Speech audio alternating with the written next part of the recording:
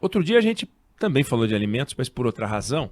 Mas de tempos em tempos, a gente é apresentado a certos assuntos que parecem uma grande novidade. E aí a gente é apresentado e diz, caramba, nós temos um desafio aqui e a gente não sabia.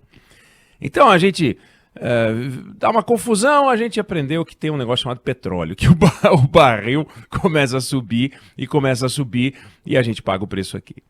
Aí a gente acha que água é um presente divino, de repente começa a faltar água, a gente fala, meu Deus do céu, o que a gente vai fazer? Precisamos de água, então precisamos fazer ligações, não é possível, o sistema brasileiro é frágil e nós temos desperdício, a água perdemos 30% do sistema de cano, etc. e tal.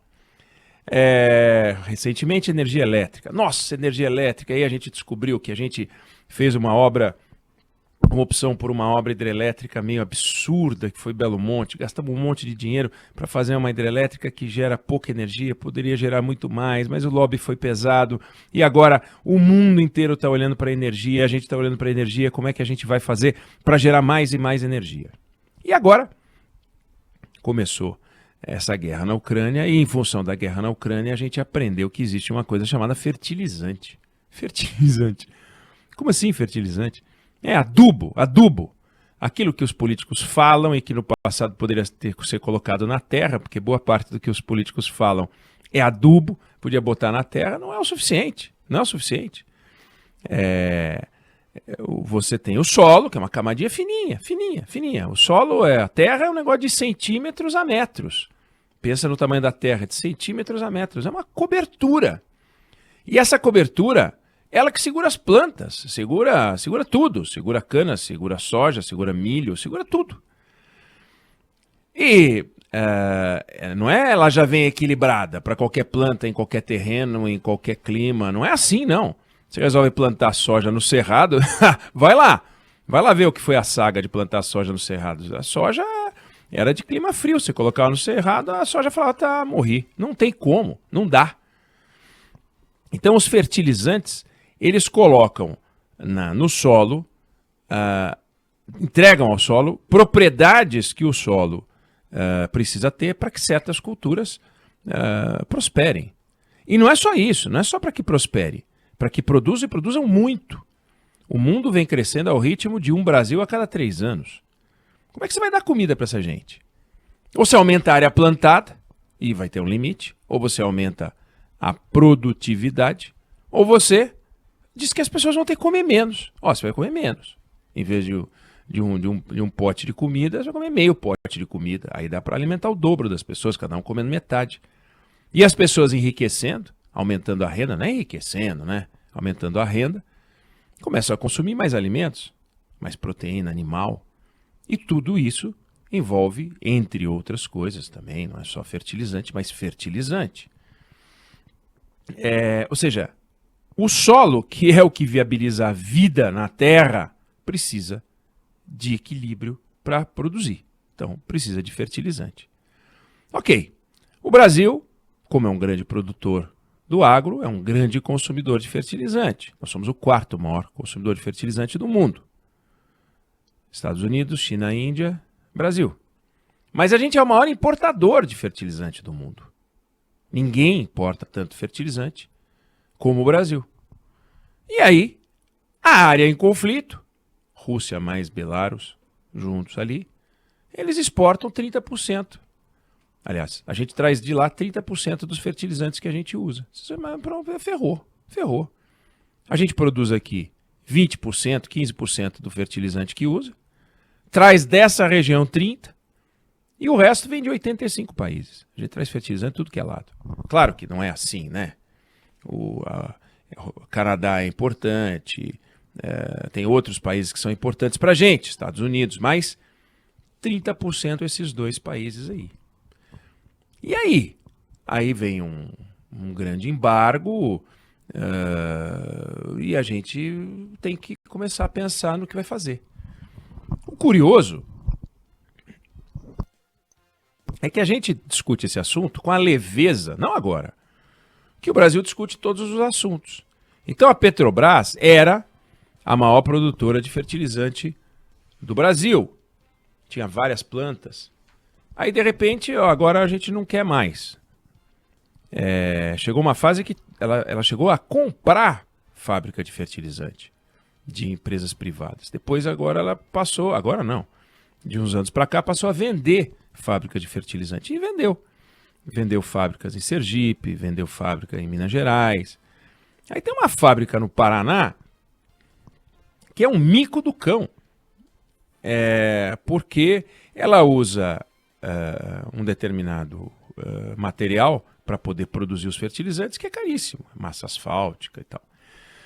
Você vai dizer, mas vem cá, deixa eu entender uma coisa. Por que não sai fazendo fábrica de fertilizante? Faz um monte de fábrica. Não é assim. Você pode fazer uma fábrica de óculos na Ilha de Páscoa, entendeu? Mas você não pode plantar soja no Himalaia. Tem coisa que não dá. O fertilizante, ele depende de algumas coisas, principalmente o tal fertilizante nitrogenado, ele depende do gás natural. Depende do gás natural. Então, se você não tem o suprimento de gás natural, não dá. Porque, depende do gás natural, por quê? Porque vem da amônia, você pega um dos componentes do gás é a amônia, que você obtém pela transformação química do gás. E essa amônia é usada para várias coisas. Desinfetante, é usado para tintura de cabelo, material plástico e fertilizante. Fertilizante. Aí a gente vai lembrar daquelas aquelas coisas Lembra da escola? Então vem lá ureia, sulfato de amônio, nitrato de amônio, que ninguém lembra como é que faz a fórmula e tal, né? Enfim, são fertilizantes. Tudo depende do gás. Gás. Então é viável, por exemplo, com o gasoduto Brasil-Bolívia, você ter uma fábrica de fertilizante, por exemplo, um projeto grande que a Petrobras estava tocando no Mato Grosso. E estava tocando a tal da fábrica lá, aí veio a Lava Jato, 80 e tantos % da fábrica pronta. 80 e tantos % da fábrica pronta.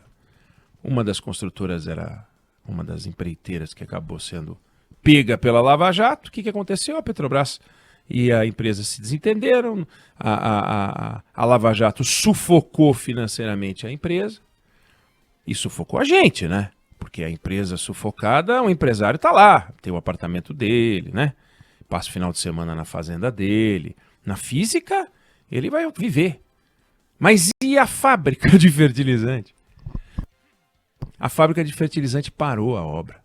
Ela era para ter sido inaugurada em 2014, no primeiro projeto da Petrobras. Era para ter sido inaugurada em 2014. Nós estamos em 2022, 8 anos depois, e a fábrica não está pronta. Ela não está pronta. Sabe quando ela vai começar a produzir? Eu vou contar uma historinha. Em 2027. Daqui 5 anos. Era para ser 2014. 11 anos de atraso, se cumprido o cronograma. Então, a Petrobras parou de pagar. Ela alega que a empresa parou de construir. A empresa diz que parou de construir porque foi sufocada financeiramente. Parou de receber. Lava Jato, né? Lava Jato. Discursinho bacana, que todo mundo aprova, eu aprovo, de combate à corrupção. Agora, peraí, a que meios? Você pode combater a corrupção jogando uma bomba atômica em Brasília. Bum! Acabou a corrupção, mas acabou com Brasília. Não é assim que você faz. Você vai lá, pega o corrupto e tira o corrupto. Você não joga uma bomba atômica na empresa e acaba com a companhia. Eles jogaram uma bomba atômica em cada empresa. Polêmico, toda hora que eu falo isso, ou alguém fala isso, toma pancada, comunista, vai para Cuba. Não é isso. Tira os corruptos, mas não tira a fábrica de fertilizante, gente. Agora a gente não tem a fábrica de fertilizante. Então a fábrica de fertilizante parou em 2014 e ficou parada. Sabe a obra parada? Que você passa num terreno e tem aquela casa e você fala, isso aqui deve ser briga de herdeiro. Tá parada. Aí você passa a semana que vem e tá parada. Aí você passa no Natal do ano que vem e tá parada. É assim. Então tem uma fábrica monstruosa. Um projeto extraordinário, fundamental, importantíssimo, está parado. Bom, por que eu estou falando disso, né? Dessa obra em particular? Porque tem um dado curiosíssimo nessa obra. A Petrobras começou a vender as suas fábricas, conseguiu vender várias, não conseguiu vender a do Paraná, que é esse mico que eu descrevi. E essa obra começou a negociar A Petrobras começou a negociar com um grupo russo.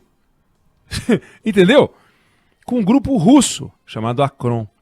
Então, a gente, para fugir da dependência de Rússia e Belarus, a gente está construindo uma fábrica aqui. Não vai fugir da dependência, hein?